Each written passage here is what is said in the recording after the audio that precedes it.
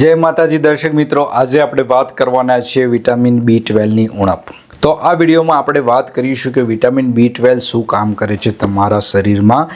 બીજું આપણે જોઈશું કે આ વિટામિન B12 છે તમારા શરીરમાં એનું શોષણ કેવી રીતે થાય છે જ્યારે તમે ખાઓ છો ત્યારે. ત્રીજી વસ્તુ આપણે જાણીશું કે વિટામિન B12ની ઉણપ થવાના કારણો શું છે.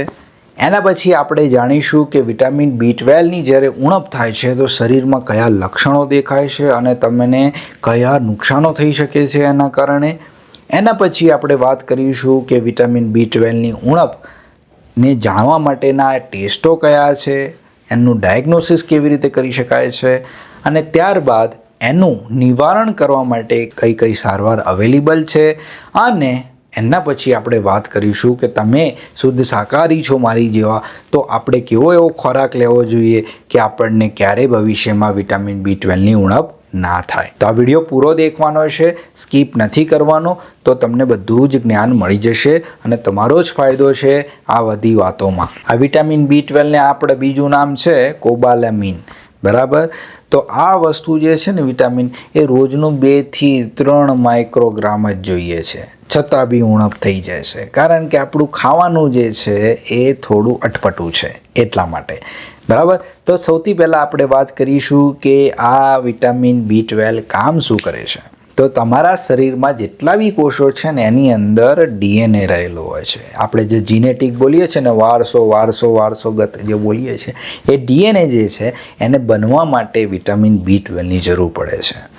જ્યારે તમારું એ લોહી બને છે, એ લોહીમાં લાલ કણો હોય છે જેને આપણે RBC કહીએ છીએ, એ RBCને બનવા માટે બી B12ની જરૂર પડે છે. તમારા શરીરમાં જે તમે આ ટચ કર્યું તમને ખબર પડી, એ સેન્સેશન જે છે એ નસ લઈ જતી હોય છે, નવ લઈ જતી હોય છે. એ નસની આસપાસ માયલિન નામનું એક આવરણ હોય છે. એ આવરણ બનવા માટે બી વિટામિન B12ની જરૂર પડે છે. શરીરમાં હોમોસિસ્ટીન નામનો એક ખરાબ એમાઇનો એસિડ હોય છે જે તમને હાર્ટ એટેક લાવી શકે છે. એને બી આ B12 દૂર કરી નાખે છે આપણા શરીરમાંથી. અને તમારા શરીરમાં જે આ મગજ છે એને સારી રીતે કામ કરાવે, એની સમજ શક્તિને વધારે, એની યાદશક્તિને વધારે, એના માટે બી વિટામિન B12 આપણને ખૂબ હેલ્પ કરે છે. તો વિટામિન B12ના કામ ખબર પડી ગયા. તો હવે આપણે જોઈએ કે વિટામિન B12 તમે જ્યારે ખાઓ છો તેનું શોષણ કેવી રીતે થાય છે. તો વિટામિન B12 જે છે જ્યારે તમે ખોરાકમાં લો છો ત્યારે આપણા મોઢામાં લાળ હોય છે. એ લાળ પછી જઠરમાં એસિડ અને આપણું જે પેન્ક્રિયાઝ હોય છે એનો એક રસ હોય છે, એ બધા મળીને એક હેલ્પ કરે છે વિટામિનને શોષાવા માટે. તો વિટામિન B12 જે છે એ ક્યાં શોષાય છે? આપણા નાના આંતરડામાં, જેને આપણે ઇલિયમ કહીએ છીએ, એ ત્યાં જઈને શોષાઈ જાય છે. તો હવે આપણે કારણોની વાત કરીએ કે વિટામિન B12ની ઉણપ કેમ થાય છે. તો સૌથી મોટું કારણ છે સ્ટ્રિક્ટ વેજીટેરિયન ડાયટ, મતલબ કે આપણે જે શુદ્ધ શાકાહારી ભોજન લઈએ છીએ એના કારણે.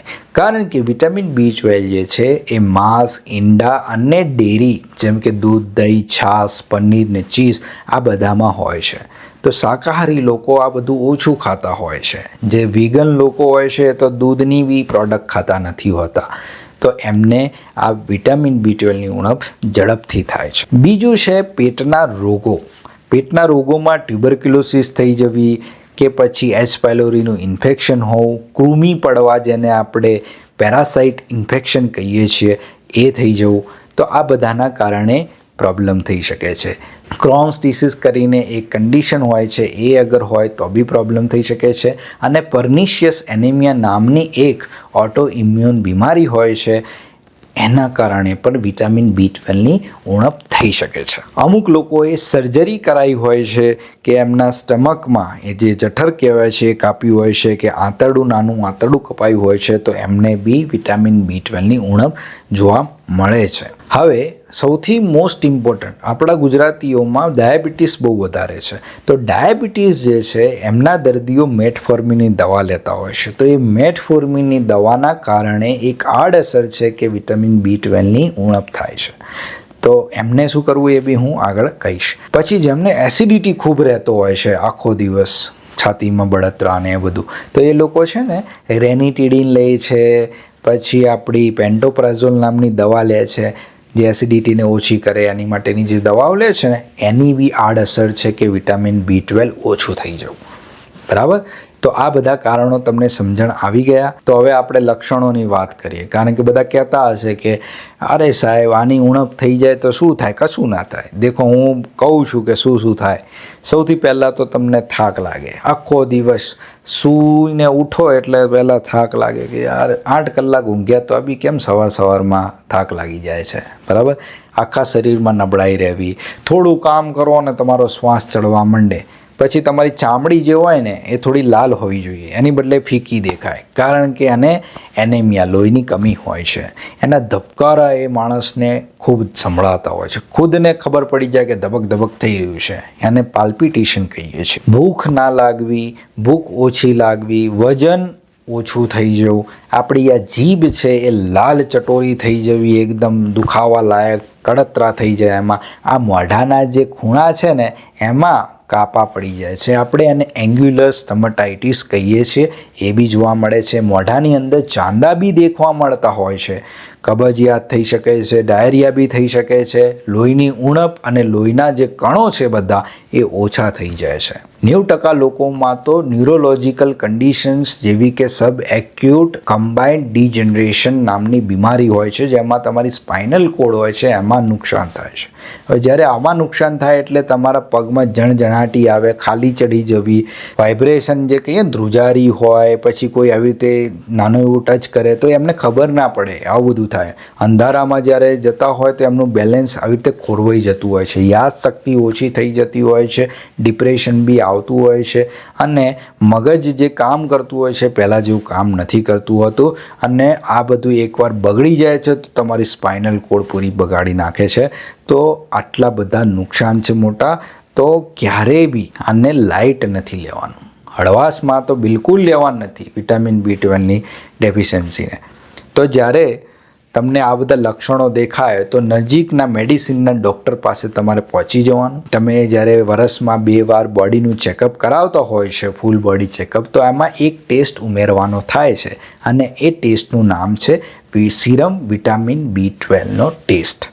આનું જ્યારે લેવલ 200થી ઓછું આવે ત્યારે આપણે એને કહીએ છીએ કે તમને ઉણપ છે. તો જ્યારે તમે ડૉક્ટર પાસે જશો તો ત્યારે તમારા ડૉક્ટર જે છે આના સિવાય વિટામિન B12ના લેવલવાળા ટેસ્ટના સિવાયના 2 ટેસ્ટ કરાવશે, જેમનું નામ છે સીરમ મિથાઇલ મેલોનિક એસિડ, જે ખૂબ વધારે આવશે.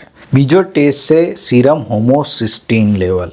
હવે આ જે ટેસ્ટ છે ને એમાં ખૂબ વધારો આવી ગયો ને તો તમને વિટામિન B12ની ઉણપ છે તો ખબર પડશે જ, પણ તમને હાર્ટ એટેકનું જોખમ બી વધી જાય છે એ બી ખબર પડી જશે. તો આટલું ખબર પડી ગઈ કે આપણને વિટામિન B12ની ઉણપ છે.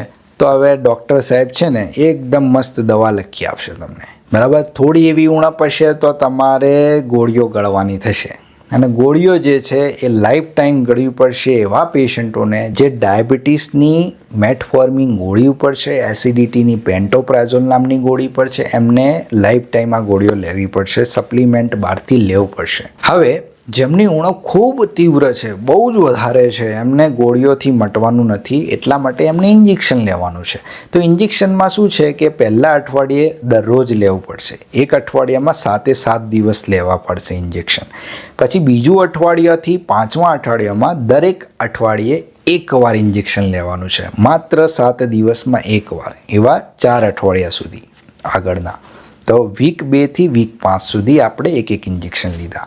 એના પછી તમારે દર મહિને 1 ઇન્જેક્શન લેવાનું છે. પછી તમારો ટેસ્ટ જ્યારે કરાવીશું ત્યારે એ નોર્મલ આવશે, તો એના પછી તમે તમારી ડાયટમાં સુધારો કરીને એને નોર્મલ કરી શકો છો, અને 6 મહિને તમારો ટેસ્ટ કરીને તમે ચેક કરી શકો છો એનું લેવલ કેટલું છે.